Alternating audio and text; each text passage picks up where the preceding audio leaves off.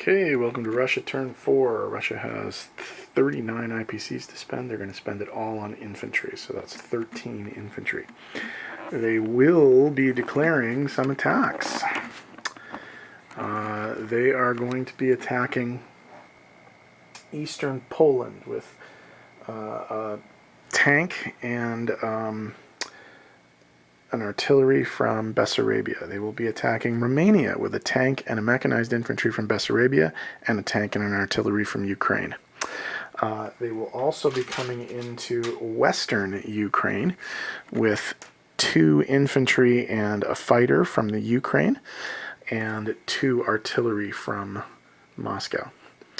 Those are the only 3 attacks happening in Europe.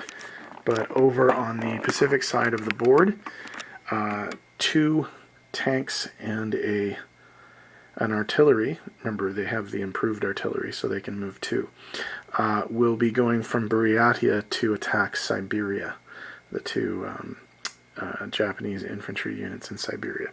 So let's queue these up and roll some dice.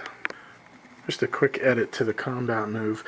Instead of 2 artillery from Moscow attacking Western Ukraine, it's only going to be 1. I'm going to save the other one to scoot east on the Trans-Siberian Railway in non-combat. Okay, I figured we'd start with the Siberian attack first.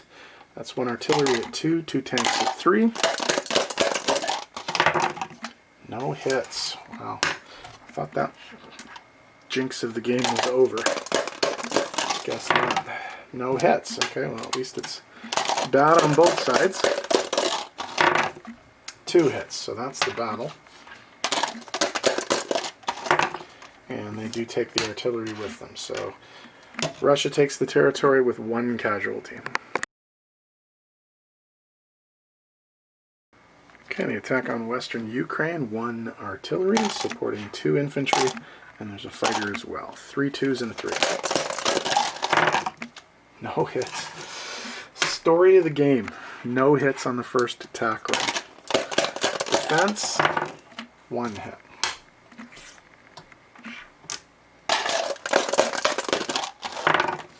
Two hits. That's the battle. 1 hit.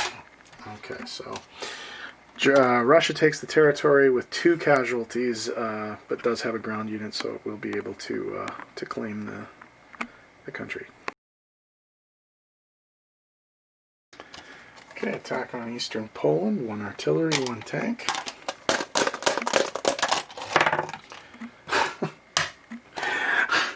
This is hilarious.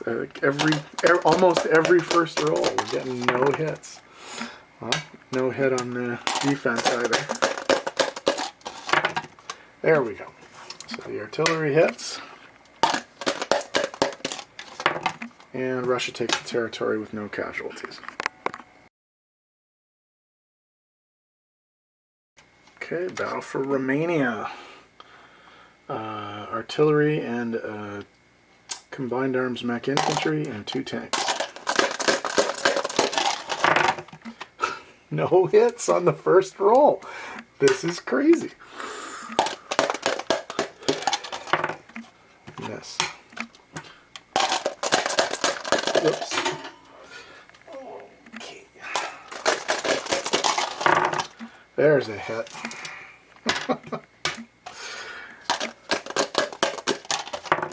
And Russia takes the territory with no casualties. Okay, non-combat for the Russians. The fighter involved in the Western Ukraine attack is going to fly back to Moscow.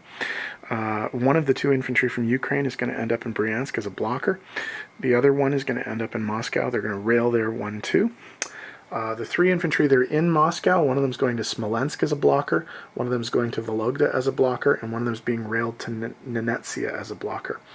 The artillery is going to be railed almost the length of the Trans-Siberian Railway to Buryatia with the rest of the forces there. Okay, let me tidy this up and we'll get back with placements and money. Okay, placement of new units.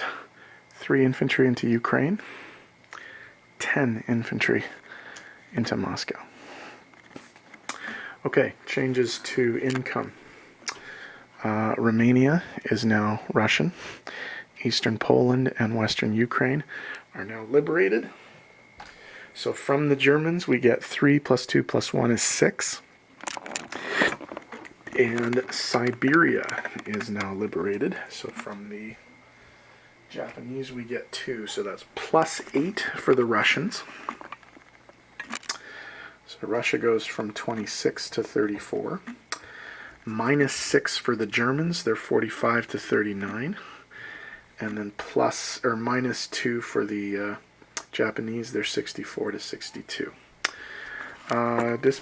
Money. So 34 base income plus 5 for having Urals, Ukraine, and Siberia. We got Siberia back, so that's their 5 there.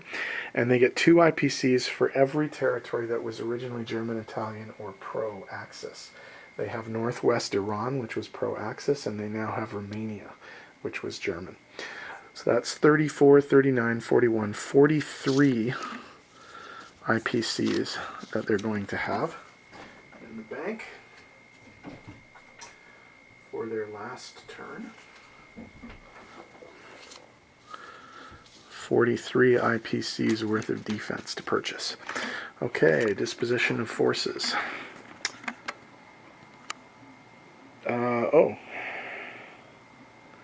Forgot about that guy. I think he's actually going to move. Let's actually move him. And he's going to move into C-Zone 110 and be part of the defense for the Allied forces. So, forgot about that guy. Okay, so let's start there then. There is a Russian submarine in C-Zone 110. And let's do all of the Russian forces here. We have an artillery and a tank in Eastern Poland.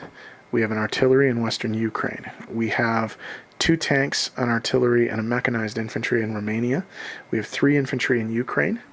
We have an infantry in Bryansk. We have an infantry in Smolensk. We have an infantry in Nenetsia, an infantry in Vologda.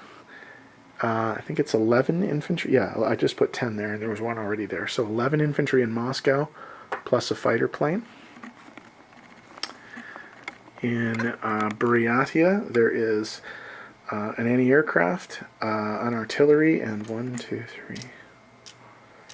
7 infantry. And then in Siberia, there are 2 tanks.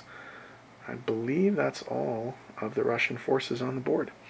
So Japan is up next. We'll see what it can do.